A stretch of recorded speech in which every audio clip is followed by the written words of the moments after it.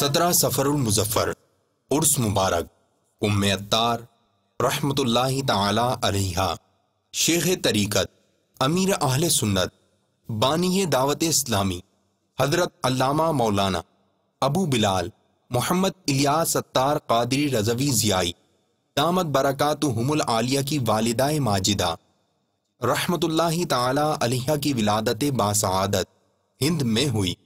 آپ رحمت اللہ تعالی علیہ کی دینی خدمات کا منہ بولتا ثبوت آپ کے پروردہ و تربیت کردہ امیر اہل سنت دامت برکاتہم العالیہ کا وجود مسعود ہے، جن کی دینی خدمات کا زمانہ معترف ہے۔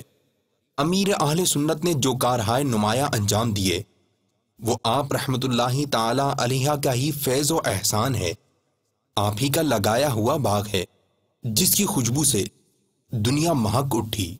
امیر اہل سنت دامت برکاتہم العالیہ کی ذات آپ رحمت اللہ تعالی علیہ کے جذبات اور دینی خدمات کی ترجمان ہے۔ آپ رحمت اللہ تعالی علیہ کا امیر اہل سنت کی صورت میں دینی خدمت کا روشن باب تاریخ میں آب زر سے لکھنے کے قابل اور پوری امت کی ماؤں کے لیے نقش ہدایت ہے۔ شیخ طریقت امیر اہل سنت بانی دعوت اسلامی حضرت علامہ مولانا ابو بلال محمد الیاس عطار قادری رضوی ضیائی دامت برکاتہم العالیہ کی والدہ ماجدہ رحمت اللہ تعالی علیہ نے 17 سفر المظفر 1398 سن ہجری کو وصال فرمایا۔